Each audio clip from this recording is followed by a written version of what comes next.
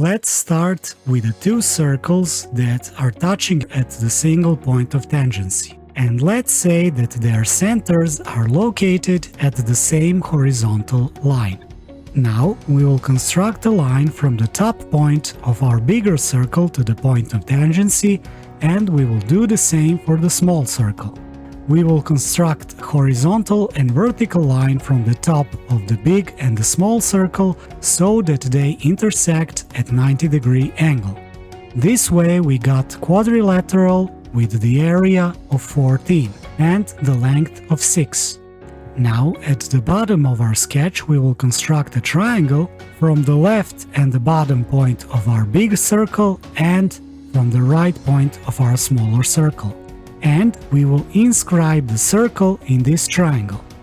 The question is, can we find the area of this inscribed red circle? If you want to try this problem for yourself, this would be a great time to pause the video and then come back to see the solution. Alright, let's get to the solution.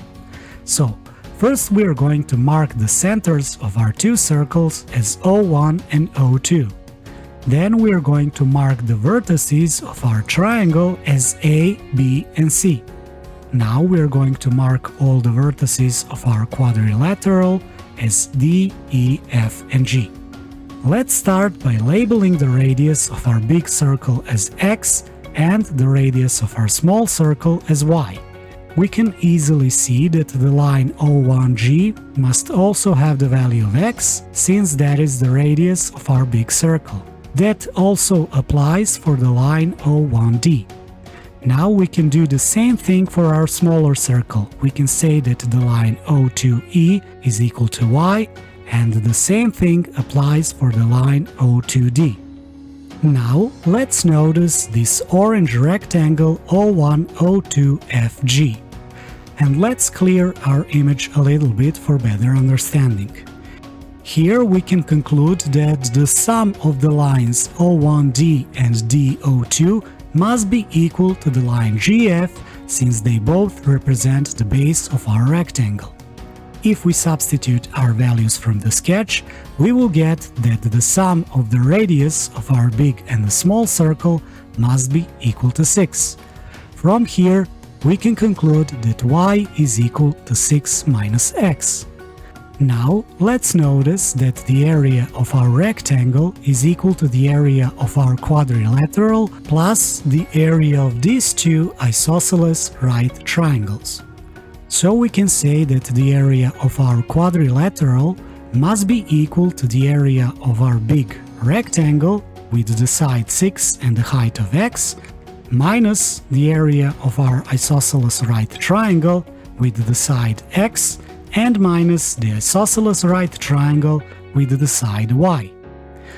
Let's now put this into equation, and let's say that 14 is equal to 6 times x for the area of the rectangle minus x times x over 2 for the area of our green isosceles right triangle, and minus y times y over 2 for the area of our smaller isosceles right triangle.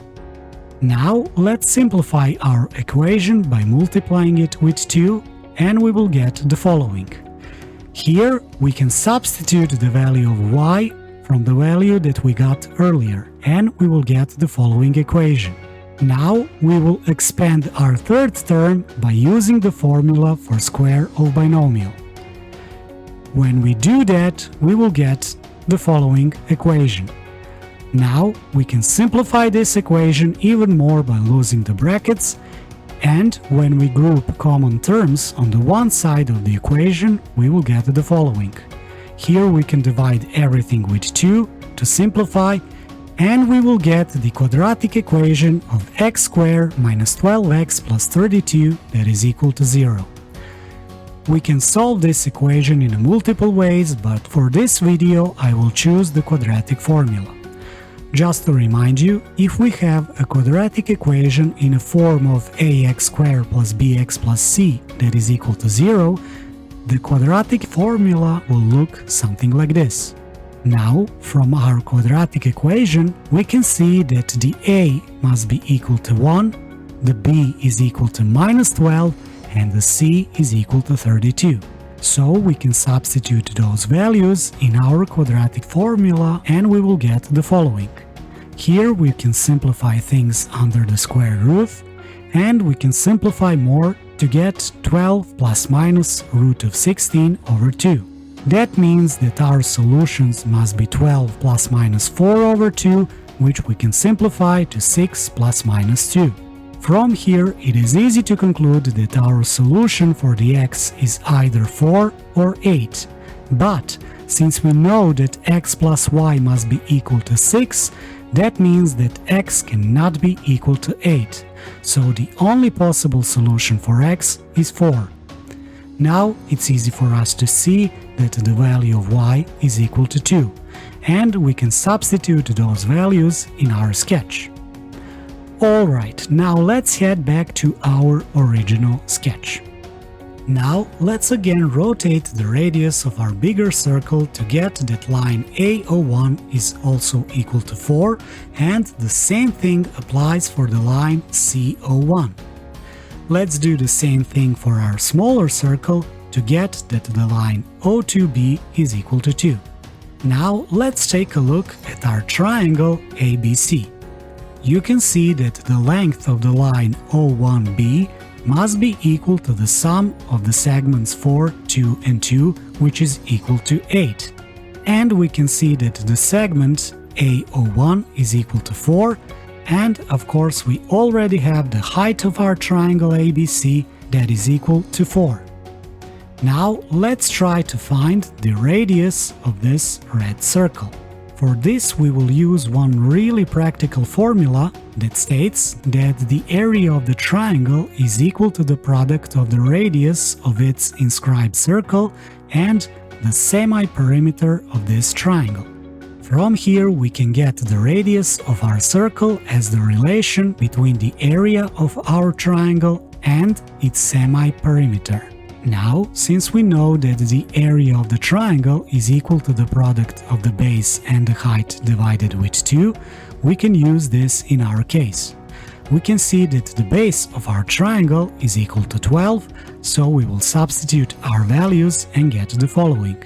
Here we can simplify to get that the area of our triangle is equal to 24 squared units. Now let's try to calculate the remaining sides of our triangle. Let's notice that we have a right triangle O1CB, and we can use the Pythagorean theorem. We can say that hypotenuse CB squared must be equal to the leg O1B squared plus the leg O1C squared. When we substitute our values from the sketch, we will get the following. We can simplify this, and finally we will get that CB squared is equal to 80, which means that the side of our triangle CB is equal to square root of 80, which we can simplify as 4 square root of 5. And we got one side of our triangle ABC. Now let's notice another right triangle A01C. This right triangle is also isosceles right triangle, so that means that the line AC will be equal to the diagonal of the square. Since the diagonal of the square is equal to the side of the square times square root of 2, that means that our line AC must be equal to 4 times square root of 2, and from here we have all sides of our triangle ABC. Now we can calculate the semi-perimeter of this triangle by adding all the sides of the triangle and dividing them with 2. So we're going to substitute the values of our sides, and we can simplify this to get that semi-perimeter is equal to following. Now we can approximate this value to 13.3. From here we will substitute our values from the area and the semi-perimeter back into our formula for radius, and we will get the following. Here we can say that the radius is approximately equal to 1.8 units. Alright, From here, it's really easy for us to find the area of the red circle, since the area is equal to the r squared pi, and if we substitute the value for r, we will get the following. Here we can say that the area of our red circle is approximately equal to 10.2 squared units, and this is our solution. Well, I hope you all enjoyed this video, and if you did, leave a like and of course subscribe to the channel for more content like this.